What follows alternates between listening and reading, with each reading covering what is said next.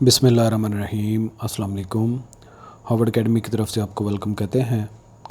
Organisation of federal government के बारे में आज हमने बात करनी है, क्योंकि जब हम ह्यूमन रिसोर्स मैनेजमेंट की बात करते हैं तो इट्स मीन कि किसी ऑर्गेनाइजेशन का चलाने के लिए मैन पावर की यूटिलाइजेशन। जब हम इसी चीज़ को लिंक करते हैं फेडरल गवर्नमेंट के साथ तो डेफिनेटली जितने भी एम्प्लॉयज़ हैं, जितना भी गवर्नमेंट का स्ट्रक्चर है वो लोगों के ऊपर ही मुश्तमिल है। एग्जेक्टिव जितनी भी होती है वो डेफिनेटली गवर्नमेंट की मशीनरी, जिसमें federal government, provincial government, district government, सारी उसकी वर्किंग जो है वो एक हिरार्की की बेस पे चलती है। तो ज़रूरी है कि हम फेडरल गवर्नमेंट और प्रोविंशियल गवर्नमेंट के स्ट्रक्चर को भी स्टडी करें।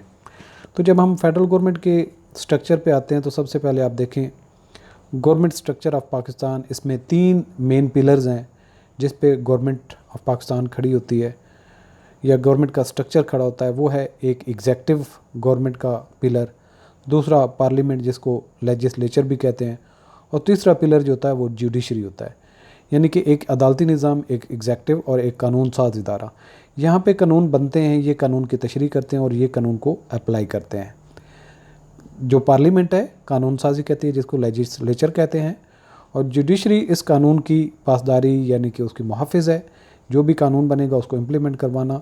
और एग्जेक्टिव जो है एग्जीक्यूशन से निकला है। एग्जेक्टिव का मतलब है कि उन ऑर्डर्स को जो कानून बन चुका हो उसको अप्लाई करना। अब जब हम प्राइम मिनिस्टर की बात करते हैं तो ये प्राइम मिनिस्टर एग्जेक्टिव हेड होता है। एग्जेक्टिव गवर्नमेंट में जो हेड है वो प्राइम मिनिस्टर है, और प्राइम मिनिस्टर को असेस कर रही होती है फेडरल गवर्नमेंट। और फेडरल गवर्नमेंट से मुराद ये है कि फेडरल कैबिनेट, ठीक है। फेडरल कैबिनेट से मुराद उसके प्राइम मिनिस्टर, उसके मिनिस्टर्स और एडवाइज़र्स, यानी कि ये सारे मिलके फेडरल कैबिनेट बनते हैं। यानी कि प्राइम मिनिस्टर, मिनिस्टर्स और एडवाइज़र्स, ये सारे मिलके फेडरल कैबिनेट बनते हैं। अब जब हम पार्लियामेंट की बात करते हैं तो इसमें 3 चीज़ें आती हैं। एक प्रेसिडेंट होता है जिसको मजलिस शूरा का पूरा एक बॉडी होती है। पाकिस्तान का आइन के आर्टिकल 50 के मुताबिक सेनेट, नेशनल असम्बली और प्रेसिडेंट ये मजलिस शूरा बनाते हैं।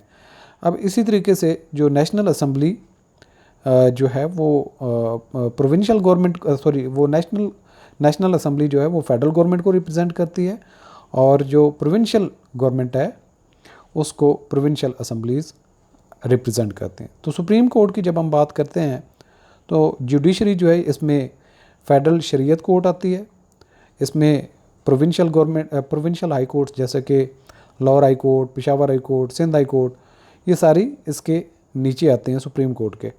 और इस तरीके से वफाकी मुतसिब और मुतसिब के जितने इदारे हैं, और सिटी कोर्ट्स जितनी, डिस्ट्रिक्ट कोर्ट्स हैं, सेशन कोर्ट्स हैं, ये सारी की सारी सबॉर्डिनेट होती हैं और बिल्कुल माइक्रो लेवल पे चली जाती हैं। तो इस तरीके से पूरा जो मुल्क का एक गवर्नमेंट का स्ट्रक्चर है पाकिस्तान का वो खड़ा हुआ है।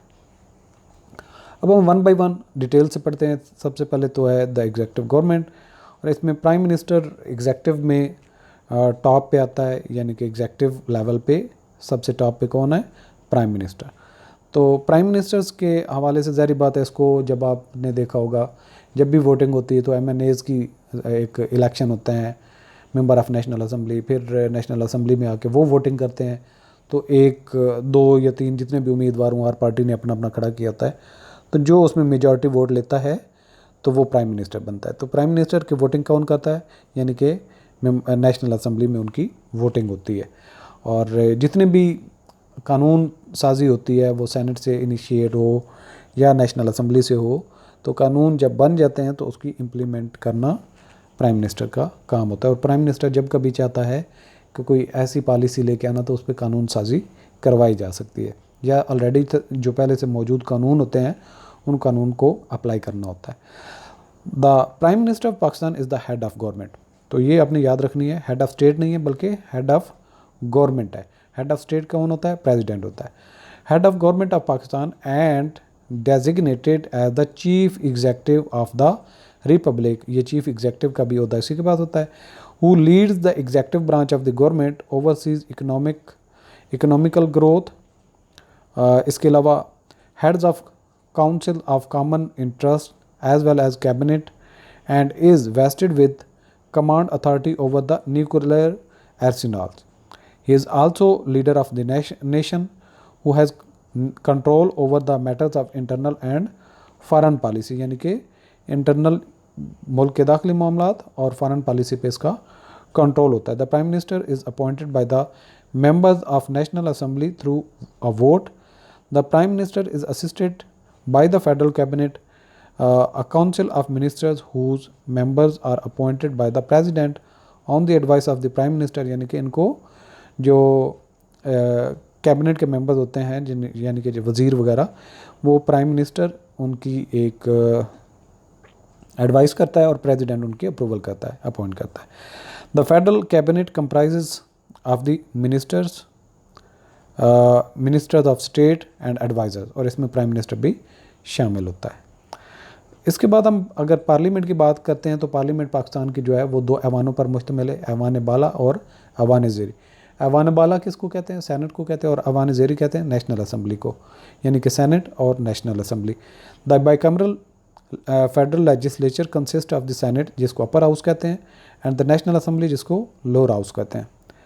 According to article 50 of the constitution the national assembly, the senate and the president together make a body known as Majlis Shura. तो मजलिस शूरा की अगर तारीफ़ आपसे पूछी जाए कौन किस तरह बनती है तो इसमें सेनेट है, नेशनल असम्बली है और प्रेसिडेंट है. ये सारे मिलके आर्टिकल 50 के मुताबिक ये मजलिस शूरा बनाते हैं.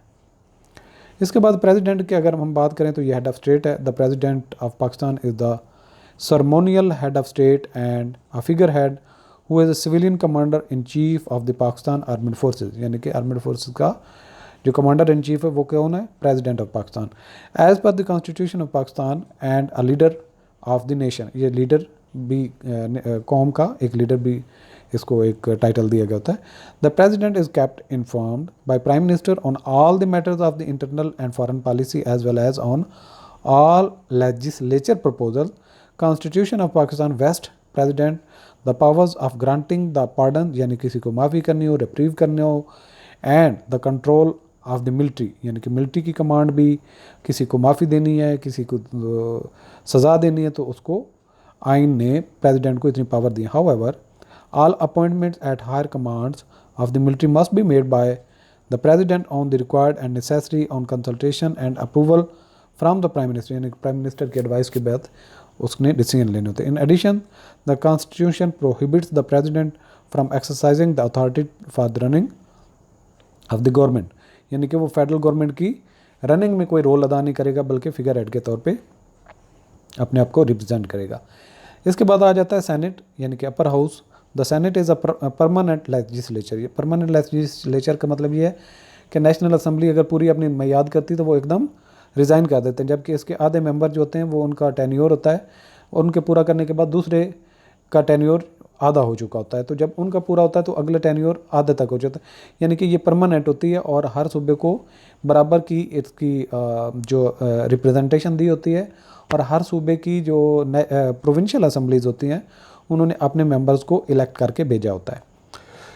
Body with the equal representation from each of the 4 provinces elected by the members of their respective provincial assemblies.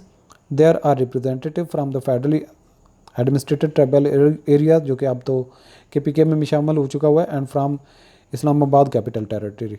तो अब जो फाटा के मर्जर के बाद तो अब इसको अलग से आप नहीं पढ़ेंगे बल्कि ये KPK का एक हिस्सा है और इस्लामाबाद की अपनी रिप्रेजेंटेशन है.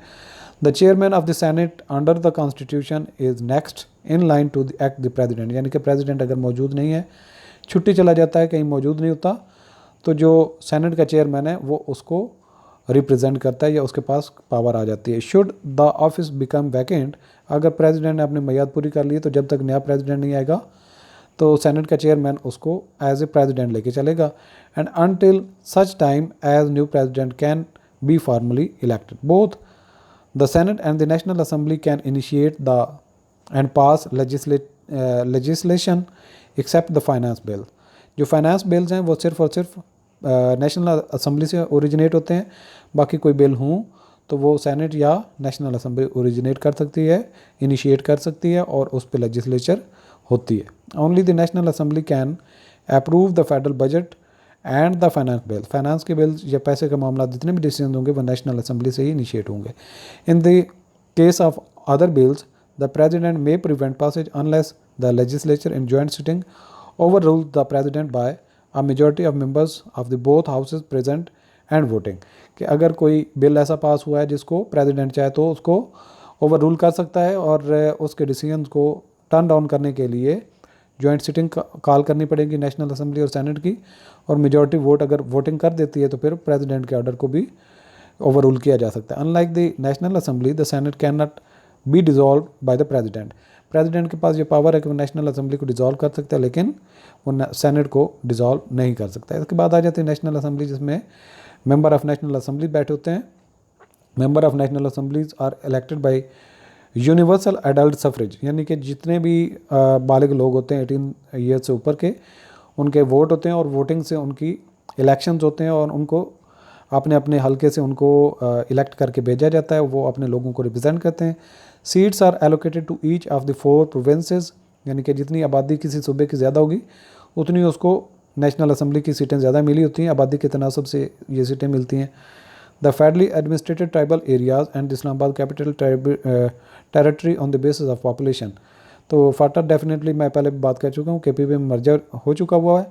तो अगर आईसीटी की बात करें इस्लामाबाद कैपिटल टेरिटरी की, तो इनको भी अपनी पॉपुलेशन के हिसाब से सीटें मिली थी। National assembly members serve for the parliamentary terms which is 5 years, यानी कि 5 साल की टर्म्स होती है जब मेंबर ऑफ नेशनल असेंबली को इलेक्ट होता है। अगर उसकी टर्म, अगर उसने दरमियान में कहीं वो किसी की डेथ हो गई और दरमियान में वो उसने जो है वो इलेक्शन लड़ा और जीत के आया, तो फिर ये नहीं है कि वो 5 साल पे रहेगा, जब तक पार्लियामेंट की टर्म है तब तक ही वो एमएनए रहेगा। अनलेस दे डाई और रिज़ाइन सूनर और unless the national assembly is dissolve, यानी कि जो ही उसमें से होगा, अगर किसी की डेथ होती है, रिज़ाइन कर देता है या नेशनल असेंबली डिज़ोल्व हो जाती है तो उनकी टर्म पूरी हो जाती है।